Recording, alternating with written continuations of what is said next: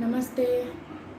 Last lecture में हमने एक बड़ा टॉपिक देखा था। कौन सा? तो कि साउंड को स्प्रेड होने के लिए एक मीडियम की ज़रूरत है। Sound needs a medium for propagation. इस लेक्चर में हम देखेंगे कि हम अपने कान की मदद से कैसे सुन सकते हैं। We hear sound through our ears. अपने ईयर्स की मदद से हम किस तरह साउंड सुन सकते हैं, उसके अंदर क्या क्या प्रोसेस होती है उसके बारे में। We are able to hear sound through our eyes. हम किस तरह सुन सकते हैं? सिर्फ अपने कान की मदद से सुन सकते हैं। The outer part of the year is called pin. Year होता है हमारा जो कान, उसका जो आउटर पार्ट होता है, बाहर का पार्ट, उसको कहते हैं पिन्ना। नेम डिफरेंट है लेकिन हमें समझ में तो आता है कि आउटर पार्ट मतलब जो बाहर से दिखाई देता है, हमारा ईयर में जो बाहर का पार्ट है का हिस्सा, उसको कहते हैं पिन्ना। वो क्या करता है? तो कि pinna collects the sound from the surrounding and then it reaches the ear drum. जो बाहर का पिन्ना होता है वो क्या करता है? साउंड को आसपास में सराउंडिंग में जो जहाँ से भी साउंड आ रहा है उसको कलेक्ट करता है और उसे ईयर ड्रम तक पहुँचाता है। ईयर ड्रम कहाँ पे है? यहाँ पे ईयर ड्रम है। बाहर जो पिन्ना है वो क्या करता है? सराउंडिंग में जितना भी साउंड है उसको कलेक्ट करके ईयर ड्रम तक पहुंचाता है। When the sound waves strike the eardrum, it moves inward and outward to create vibration। और जब वो साउंड की वेव्स, साउंड एक वेव्स में ही आती है, तो जब ये वेव्स ईयर ड्रम के साथ टकराती है तब क्या होता है? तो कि मूव्स इनवर्ड एंड आउटवर्ड, बाहर और अंदर की साइड मूव होता है, तो एक प्रकार का वाइब्रेशन वहाँ पे प्रोड्यूस होता है। This vibration are then picked up by special type of cells in the inner ear. और यही वाइब्रेशन कहाँ तक पिक अप हो जाते हैं? तो कि एक स्पेशल टाइप ऑफ सेल की मदद से इनर ईयर तक पहुँच जाते हैं। सबसे पहले बाहर का हिस्सा आसपास में जितना भी साउंड है उसे कलेक्ट करके ईयर ड्रम तक पहुँचाता है। ईयर ड्रम में जब ये वेव स्ट्राइक हिट करती है, इनके साथ टकराती है, तब ये इनवर्ड और आउटवर्ड मूव करता है, जिससे वाइब्रेशंस होते हैं। और इस वाइब्रेशन को स्पेशल टाइप ऑफ सेल की मदद से इनर ईयर यानी कि यहाँ तक पहुँचाया जाता है। From the inner ear the vibration are sent to the brain in form of signal. और ये इनर ईयर ही सभी वाइब्रेशन को ब्रेन तक पहुँचाते हैं, यानी कि हमारे दिमाग तक। तब हमें पता चलता है कि बाहर ये सब हो रहा है, वो हमें इसके बारे में बोल रहा है, क्योंकि यही सब प्रोसेस होती है जब हमें सुनाई देता है तब। The brain perceives this oscillation as sound. और ब्रेन ये सभी ऑसिलेशन को किस तरह रिसीव करते हैं? तो कि साउंड की तरह। और हम बोलते हैं कि मुझे सुनाई देता है, लेकिन ये किस तरह ये सभी प्रोसेस होती है समझ में? सिंपल प्रोसेस है। ये हमारा ईयर का फुल स्ट्रक्चर ईयर है, इसके सभी पार्ट्स यहाँ पे दिए गए हैं। बाहर का पार्ट है उसको पिन्ना बोलते हैं। पिन्ना क्या करते हैं? सराउंडिंग्स में जो भी साउंड आ रहा है उसको कलेक्ट करके ईयर ड्रम तक पहुंचाते हैं। जब ये वेव्स इनके साथ स्ट्राइक अप होते हैं तब ये इनवर्ड और आउटवर्ड मूव करके वाइब्रेशन क्रिएट करते हैं। उस वाइब्रेशन को स्पेशल टाइप ऑफ सेल्स क्या करते हैं? इनर ईयर तक पहुंचा देते हैं। और इनर ईयर सभी वाइब्रेशन को ब्रेन तक पहुंचाते हैं, यानी कि हमारे दिमाग तक। और ये सब एक साउंड की तरह ब्रेन तक पहुंचता है। तो इस तरह हम अपने कान की मदद से सुन सकते हैं। उसके बाद है कैरेक्टरिस्टिक्स ऑफ ऑसिलेशन। ऑसिलेशंस की कैरेक्टरिस्टिक। ऑसिलेशन किसे कहते हैं? फर्स्ट, पेंडुलम क्लॉक होता है, जिसमें आप देख सकते हैं पेंडुलम क्लॉक में क्या होता है? जो पेंडुलम होता है वो टू एंड फ्रो मोशन में मूव करता रहता है। तो ये जो टू एंड फ्रो मोशन है उसको कहते हैं oscillation. One two and fro जब कंप्लीट होता है तब हम बोलते हैं कि वन ऑसिलेशन हुआ। तो उसकी कैरेक्टरिस्टिक्स के बारे में अब हम पढ़ेंगे। Oscillation is a regular movement of an object between one position and another. Oscillation क्या है? तो कि कोई भी एक ऑब्जेक्ट का रेगुलर मूवमेंट है जो मूव होता ही रहता है। ऐसा नहीं कि एक बार हुआ फिर रुक गए। रेगुलरली जो मूव होता है, कोई भी ऑब्जेक्ट का जो रेगुलर मूवमेंट होता है एक पोजीशन से लेकर दूसरे पोजीशन तक, उसको कहते हैं ऑसिलेशन। जैसे पेंडुलम क्लॉक में, और पेंडुलम उसके फिक्स पोजीशन में मूव होता ही रहता है। 3 characteristics of oscillations are oscillation की 3 कैरेक्टरिस्टिक्स यहाँ पे हमें दी गई है। एक तो है फ्रीक्वेंसी, एम्पलीट्यूड और टाइम पीरियड। इन तीनों के बारे में डिटेल में अब 1 बाय 1 हम स्टडी करेंगे कि फ्रीक्वेंसी क्या है, एम्पलीट्यूड क्या है और टाइम पीरियड क्या है। लेकिन ये है किसकी कैरेक्टरिस्टिक्स, तो क्या ऑसिलेशंस की कैरेक्टर। और ऑसिलेशन किसे कहते हैं, तो जब 1 टू एंड फ्रो कंप्लीट होता है तब कहते हैं 1 ऑसिलेशन। कोई भी ऑब्जेक्ट का regular movement between one position to another is called oscillations. तो फ्रीक्वेंसी 1 बाय 1 हम सभी के बारे में पढ़ेंगे। फर्स्ट है फ्रीक्वेंसी। फ्रीक्वेंसी किसे कहते हैं, द नंबर ऑफ ऑसिलेशन और vibration made by a vibrating body in 1 second is known as its frequency. जितने नंबर ऑफ ऑसिलेशन अथवा तो जितने नंबर ऑफ वाइब्रेशन कोई भी वाइब्रेटिंग बॉडी प्रोड्यूस करती है इन 1 सेकेंड, पर्टिकुलर टाइम 1 सेकेंड में, मानो कि कोई ऑब्जेक्ट मूव हो रहा है अथवा तो कोई ऑब्जेक्ट वाइब्रेट हो रहा है, तो 1 सेकेंड में कितना वाइब्रेशन प्रोड्यूस कर सकता है, ये उसकी फ्रीक्वेंसी है। मतलब कि इन 1 second A vibrating body can produce number of oscillation is called its frequency. Particular time है, इतना नहीं कि 1 घंटे तक, सिर्फ 1 सेकेंड में कोई वाइब्रेटिंग बॉडी कितना ऑसिलेशन प्रोड्यूस कर सकती है, उसको हम उस ऑब्जेक्ट की फ्रीक्वेंसी बोल सकते हैं। और इसको मेजर कैसे किया जाता है, तो कि pitch, it is measured, frequency से मेजर ऑफ पिच। यूनिट क्या है फ्रीक्वेंसी का, हर्ट्ज। फ्रीक्वेंसी हर्ट्ज में मेजर होती है, जैसे डिस्टेंस किलोमीटर में और मीटर में मेजर होते हैं, उसी तरह फ्रीक्वेंसी हर्ट्ज में मेजर होती है।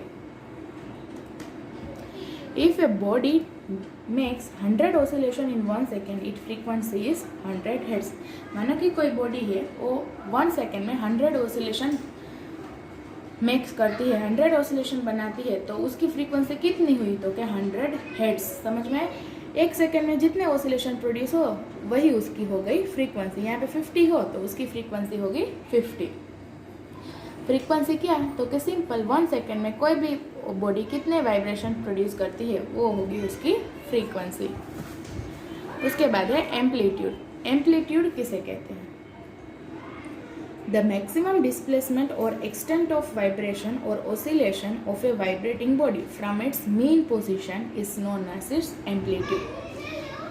कोई भी साउंड है अथवा तो कोई वाइब्रेशन हो रहा है, तो ऐसा तो नहीं कि वो पर्टिकुलर प्लेस तक ही सीमित रहेगा, वो क्या होता रहेगा, स्प्रेड होता रहेगा। यहाँ पे जो साउंड है, यहाँ जब हम बोल रहे हो थोड़ी दूर तक भी सुनाई देगा, तो वो एक जगह से दूसरे जगह स्प्रेड होता रहेगा। तो वो कितने डिस्टेंस में स्प्रेड हो रहा है वो होगा उसका एम्पलीट्यूड।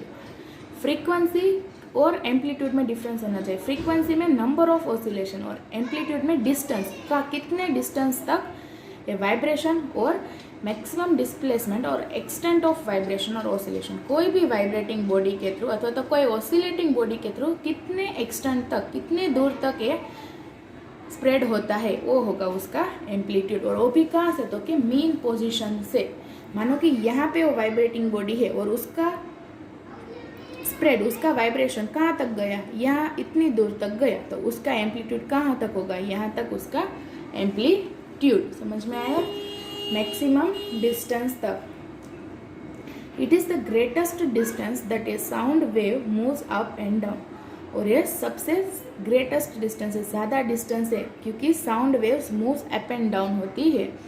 मानो कि कोई भी पानी भरा हुआ है, वहाँ पे आप एक स्टोन डालोगे तो क्या होता रहेगा, वेव्स 1 बाय 1 स्प्रेड होके मूव होती रहेगी।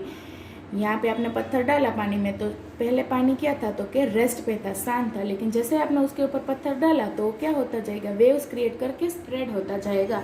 जितनी दूर तक वो वेव स्प्रेड हो रही है उतना उसका एम्पलीट्यूड। उसका एक एग्जाम्पल यहाँ पे दिया गया है। If a stationary body is struck slowly it has less amplitude. कोई भी एक स्टेशनरी बॉडी है, यानी कि एक जगह पे स्थिर कोई बॉडी है, वो अगर स्लोली स्ट्रक होती है तो उसका एम्पलीट्यूड लेस होगा। मतलब वो स्लोली मूव होती है तो उसका एम्पलीट्यूड कम होगा।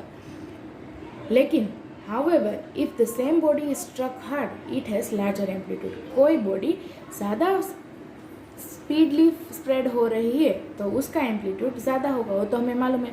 हमने एक एग्जाम्पल लिया था कि वाटर में अथवा तो वाटर बॉडी में एक स्टोन को डालना, तो जितना फोर्स के साथ हम स्टोन को उसके अंदर डालेंगे उतना उसकी फ्रीक्वेंसी उतना उसका एम्पलीट्यूड ज़्यादा होगा। क्योंकि अगर हमने विथआउट एनी फोर्स सिंपल सा स्टोन लेके उसके ऊपर रख दिया तो वेव्स क्रिएट ज़्यादा दूर तक नहीं जाएगी, सिर्फ उसका एम्पलीट्यूड कम होगा। मतलब कोई भी स्टेशनरी बॉडी हो उसको स्ट्रोक स्लोली किया तो उसका एम्पलीट्यूड कम होगा, और अगर उसका स्ट्रोक हार्डली किया तो एम्पलीट्यूड ज़्यादा होगा। Amplitude is the measure of loudness. Larger the amplitude more is the loudness. Amplitude क्या मेजर करता है तो कि लाउडनेस को, जितना ज़्यादा एम्पलीट्यूड उतना ज़्यादा लाउडनेस। उसके बाद है टाइम पीरियड। फ्रीक्वेंसी, एम्पलीट्यूड और टाइम पीरियड। फ्रीक्वेंसी यानी कि नंबर ऑफ ऑसिलेशन, एम्पलीट्यूड यानी कि मैक्सिमम डिस्प्लेसमेंट और एक्सटेंट ऑफ ऑसिलेशन। अब है टाइम पीरियड। टाइम पीरियड नाम में हमें मत पता है कि टाइम मतलब समय, यानी कि इसमें कुछ समय के बारे में बात होगी। The time taken by a vibrating body to complete one vibration is known as the time period of the vibration. कोई भी वाइब्रेशन को कंप्लीट होने के लिए जितना टाइम लगता है वो होगा उसका टाइम पीरियड। कोई वाइब्रेशन है तो कोई ऑसिलेशन है, ऑसिलेशन क्या होता है, टू एंड फ्रो, तो इस टू एंड फ्रो को कंप्लीट होने में जितना टाइम लगता है वो होगा उस ऑसिलेशन का time period. Time period of vibration अथवा तो time period of oscillation. 3 characteristics हमने देखी, फ्रीक्वेंसी, एम्पलीट्यूड और टाइम पीरियड। किसकी कैरेक्टरिस्टिक्स है तो के ऑसिलेशन की कैरेक्टरिस्टिक्स। फ्रीक्वेंसी यानी कि नंबर ऑफ ऑसिलेशन, एम्पलीट्यूड यानी कि मैक्सिमम डिस्प्लेसमेंट, और टाइम पीरियड यानी कि वाइब्रेटिंग बॉडी को वन वाइब्रेशन कंप्लीट करने के लिए कितना टाइम लगता है वो होगा उसका टाइम पीरियड। अब हम देखेंगे कैरेक्टरिस्टिक्स ऑफ साउंड। साउंड की कैरेक्टरिस्टिक्स क्या है, सिर्फ 2 ही कैरेक्टरिस्टिक्स है, एक लाउडनेस और एक दूसरा pitch. All sound that we hear are not same. जितने भी आवाज़ हम सुनते हैं सभी आवाज़ एक जैसी ही होती है? नहीं, एक जैसे नहीं होते। हमें बोला गया है कि जितने साउंड हम सुनते हैं वो सभी साउंड एक जैसे नहीं होते हैं। We can distinguish between different sounds on the basis of the following characters. हम अलग अलग साउंड को अलग भाग में डिवाइड करते हैं, किसके ऊपर, उनके कैरेक्टरिस्टिक्स के ऊपर, जिसकी 2 कैरेक्टरिस्टिक है, लाउडनेस और पिच। तो इन दोनों के बारे में डिटेल में पढ़ेंगे। लाउडनेस किसे कहते हैं और पिच क्या है। Loudness, it is the characteristics of a sound which distinguish a feeble sound from a loud one of the same frequency. Loudness क्या है तो कि साउंड की कैरेक्टरिस्टिक्स है, लेकिन किस तरह की कैरेक्टरिस्टिक, कोई फीबल साउंड है for a loud one of the same frequency. दूर तक वो साउंड कैसे सुनाई देता है तो कि सेम, बिल्कुल उतना ही फीबल सुनाई देता है, उतना ही क्लियर सुनाई देता है। लाउडनेस के साथ जब हम तेज़ आवाज़ में बात करते हैं तो दूर तक उतना ही क्लियर सुनाई देता है जितना यहाँ पे देता है।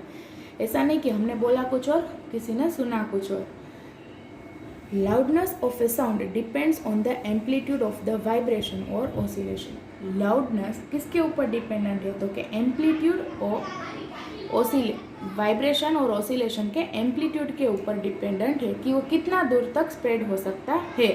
जितना लाउडली हम बात करेंगे उतना ज़्यादा वो एक जगह से दूसरी जगह स्प्रेड होगा। हम जितना धीमे बोलेंगे तो हमारे आसपास के लोग ही उसे सुन सकते हैं, लेकिन जितना हम लाउडली स्पीक करेंगे उतना दूर तक, यानी कि उतना एम्पलीट्यूड जितना ज़्यादा होगा उतना लाउडनेस ज़्यादा होगा। लाउडनेस किस में मेजर होता है तो कि डेसिबल्स, डीबी उसका सिंबल है, डीबी मतलब डेसिबल्स। जैसे फ्रीक्वेंसी हर्ट्ज में मेजर होते हैं उसी तरह लाउडनेस डेसिबल में मेजर होता है, ये सभी उनका यूनिट है। वाइब्रेशन और oscillation of a large amplitude produce a loud sound.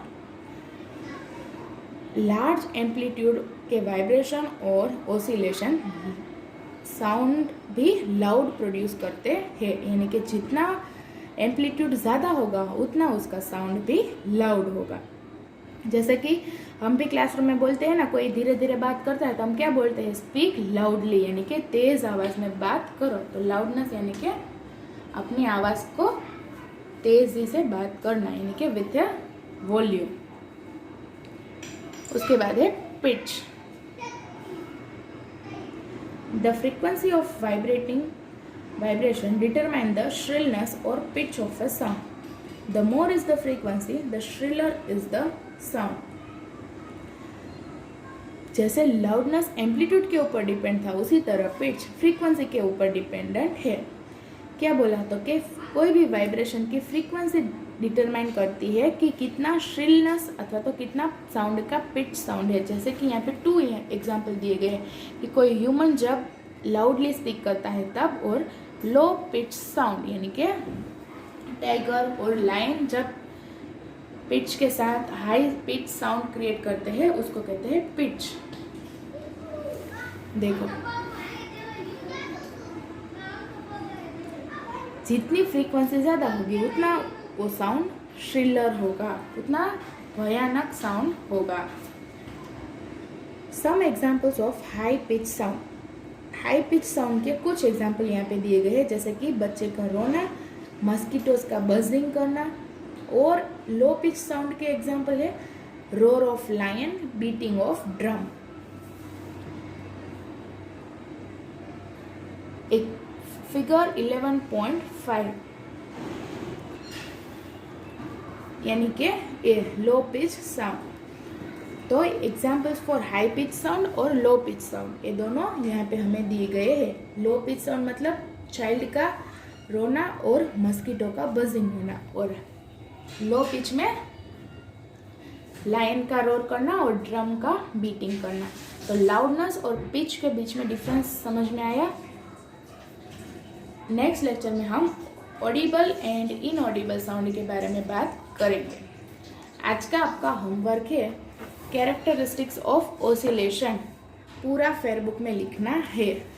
कहाँ तक? टाइम पीरियड तक. कैरेक्टरिस्टिक्स ऑफ ऑसिलेशन जिसके 3 कैरेक्टरिस्टिक्स है, फ्रीक्वेंसी, एम्पलीट्यूड और टाइम पीरियड, इन तीनों के बारे में. और अंटिल टाइम पीरियड तक अपने फेयरबुक में लिखना है और रीड करना है. ठीक है. नमस्ते.